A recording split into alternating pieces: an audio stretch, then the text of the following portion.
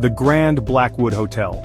Once a beacon of luxury and opulence, it now stood as a relic of a bygone era. Its grand facade, though still imposing, was marred by the passage of time. The vintage sign flickered intermittently, casting an eerie glow on the deserted street below. Inside, the lobby, once bustling with the elite, was now draped in shadows.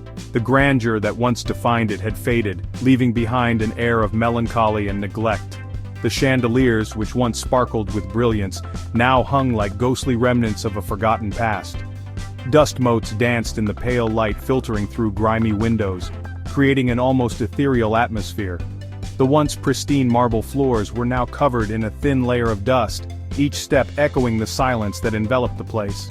A sense of forgotten grandeur hung heavy in the air, like the scent of old cigars and faded perfume. The ornate furniture, though still elegant, showed signs of wear and tear, telling tales of countless guests who once graced these halls. A figure emerged from the night, swallowed by the hotel's maw: James Carter.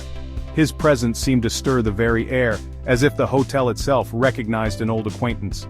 His trench coat, collar turned up, did little to conceal the tension etched on his face. The lines of worry and determination were evident, hinting at a man who had seen and endured much.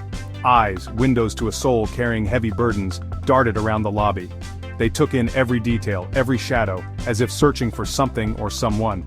The weight of his past seemed to press down on him, making each step a deliberate effort. He moved with a practiced ease, a man accustomed to navigating the shadows.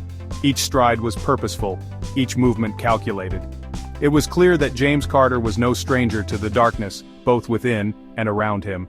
Evening? He approached the reception desk, the sound of his footsteps echoing in the vast emptiness. The desk, once a hub of activity, now stood as a silent sentinel, bearing witness to the passage of time. Behind it, Marianne, her face a mask of boredom, illuminated by the harsh glare of a desk lamp. Her eyes, though weary, held a spark of curiosity as she observed the newcomer. She seemed out of place amidst the decaying elegance, a bird of prey perched on a crumbling gargoyle. Her presence, though incongruous, added a touch of life to the otherwise desolate scene. Marianne's eyes, sharp and inquisitive, followed James as he approached. She had seen many faces come and go, but there was something different about him, something that piqued her interest. James reached into his coat pocket and pulled out a note, handing it over to Marianne. The note, though simple in appearance, seemed to carry a weight of its own. Marianne took the note, her eyes scanning its contents. As she read, a flicker of recognition crossed her face, quickly replaced by a mask of professionalism. She nodded, a silent acknowledgement of the message conveyed. Without a word, she gestured towards the staircase, indicating the direction James needed to go. James turned, and made his way towards the staircase, the weight of the note still lingering in his mind. Each step he took seemed to echo with the memories of the past, leading him deeper into the heart of the Grand Blackwood Hotel. Evening. James's voice was a low rumble, roughened by time and unspoken words. He placed a worn leather briefcase on the counter, the thud echoing in the stillness. Name? She drawled, her voice laced with a bored indifference. James Carter, James Carter. Each word seemed to hang in the air, pregnant with unspoken meaning. She shoved a registration form and a tarnished pen across the counter. He caught her gaze for a fleeting moment, a spark of something unreadable in her eyes. He looked away, a muscle twitching in his jaw. He signed with a hand that trembled slightly, the silence punctuated by the scratching of the pen. The ink flowed onto the paper, each stroke a testament to the weight he carried. It was as if the pen itself could sense the burden of his past, translating it into the shaky lines of his signature. Every creak of the building, every sigh of the wind seemed to amplify the tension radiating from him. The old hotel seemed alive, its very structure whispering secrets of its own. The walls, steeped in history, seemed to lean in, listening to the silent conversation between the man and his memories. Traveling for business, Mr. Carter? The question hung in the air, deceptively simple, yet loaded with unspoken curiosity. Marianne's question was casual, but her eyes, sharp and assessing, never left his face. She had seen many like him, travelers with stories etched into their very beings. Her gaze was a silent probe, seeking the truth behind his guarded demeanor. James Carter, you could say that. His voice was low, almost a whisper, as if speaking too loudly might shatter the fragile calm he was trying to maintain. He mumbled, avoiding her gaze.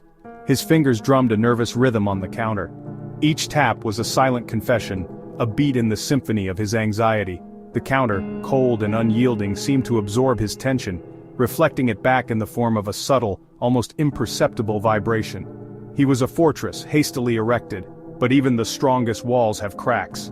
His eyes darted around, searching for an escape, a way to fortify his crumbling defenses. The weight of his secrets pressed down on him, threatening to break through the thin veneer of composure he clung to. And Marianne, with the intuition honed by years spent observing the secrets of weary travelers, sensed the fissures in his facade. She knew the signs, the subtle hints of a story untold.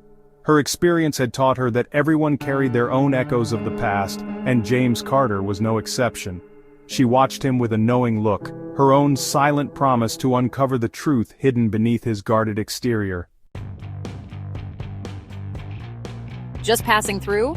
She pressed, a hint of steel entering her voice. The silence stretched, taut as a wire about to snap.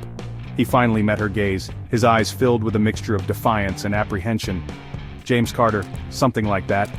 She handed him a key, the brass cold and heavy in his palm. Room 207, top floor, end of the hall. He took the key, his fingers brushing hers for a fleeting moment. He flinched almost imperceptibly, as if her touch burned. He mumbled a thank you and turned towards the elevator, his silhouette swallowed by the gloom. Marianne watched him go, her eyes narrowed, a flicker of something akin to recognition crossing her features. She picked up the registration form, his name stark against the faded paper. The elevator groaned its ascent. James leaned against the mirrored wall, his reflection a stranger staring back. The events of the day, the reason for his flight, played out in his mind. He closed his eyes, seeking solace that remained elusive. He arrived at the second floor, the hallway stretching before him like a tunnel into his past. The air hung heavy, thick with the must of neglect and forgotten memories. He found room 207 at the end of the hallway. The corridor seemed to stretch endlessly, each step echoing off the walls, amplifying the eerie silence that enveloped the place. The dim lighting cast long shadows, making the journey to the room feel like a walk through a forgotten past. The numbers on the doors were barely visible, tarnished by time and neglect, but he finally reached his destination. It was a cramped space, the air thick with dust and the faint scent of mildew. The room had clearly not been used in years, and it felt as though it had been frozen in time. Cobwebs clung to the corners, and a layer of dust coated every surface, making it clear that no one had disturbed this place in a long while. The atmosphere was heavy, almost oppressive, as if the room itself was burdened by the weight of its own history. Moonlight spilled through a gap in the heavy curtains, illuminating the threadbare furniture and peeling wallpaper. The light cast an ethereal glow, highlighting the room's decay and giving it an almost ghostly appearance. The wallpaper, once vibrant, was now faded and peeling, revealing the bare walls beneath. The furniture, too, had seen better days. The fabric was worn and frayed, and the wood was scratched and dented. It was a room that had been forgotten by time, left to wither away in solitude. He tossed his bag on the bed, the springs groaning in protest. The bed, like everything else in the room, was old and worn, its mattress sagging in the middle. The sound of the springs echoed in the silence, a reminder of the room's age and neglect. He sat on the edge of the bed, feeling the unevenness beneath him, and wondered how many others had sat in this very spot contemplating their own thoughts and worries. The room felt like a cage, its walls closing in on him, suffocating him. The small space seemed to shrink with every passing moment, the air growing thicker and harder to breathe. He felt trapped, as if the room itself was alive and intent on keeping him there. The sense of confinement was overwhelming and he struggled to find a way to calm his racing thoughts. He paced, restless, a caged animal desperate for escape. His footsteps were the only sound in the room, a rhythmic pattern that did little to soothe his anxiety. He walked back and forth, his mind racing with thoughts of how he had ended up in this place and what he was supposed to do next. The room offered no answers, only more questions, and his restlessness grew with each passing second. His gaze fell on the telephone, a relic from a bygone era.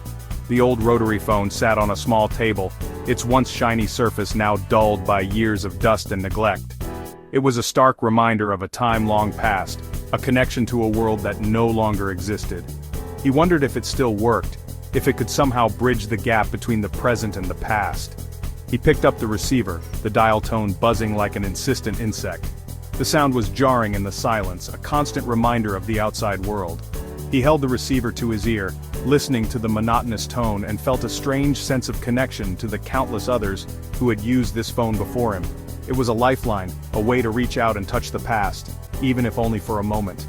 He almost dialed a number, then slammed the receiver down, his frustration mounting. The act of putting the phone down felt final, a severing of the tenuous connection he had felt. His anger and frustration bubbled to the surface, a mix of emotions that he couldn't quite understand.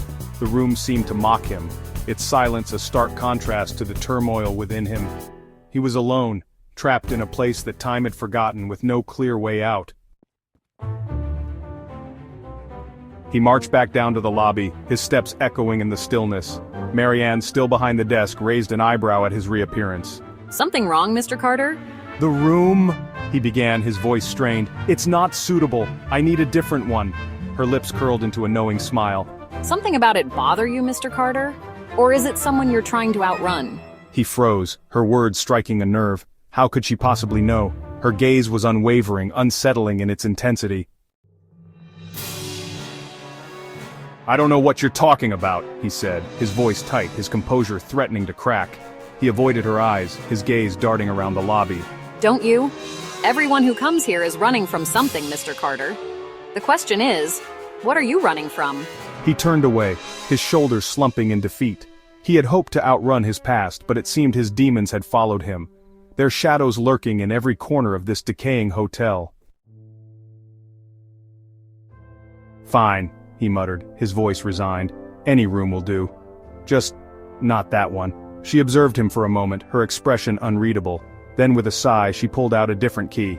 Room 313, it's quieter up there. He took the key, a sliver of gratitude piercing through his despair. He mumbled another thank you, his voice barely audible, before turning and disappearing back into the shadows of the hotel. He didn't look back, but he could feel her gaze on his back, a tangible weight that followed him as he sought sanctuary in the anonymity of a different room.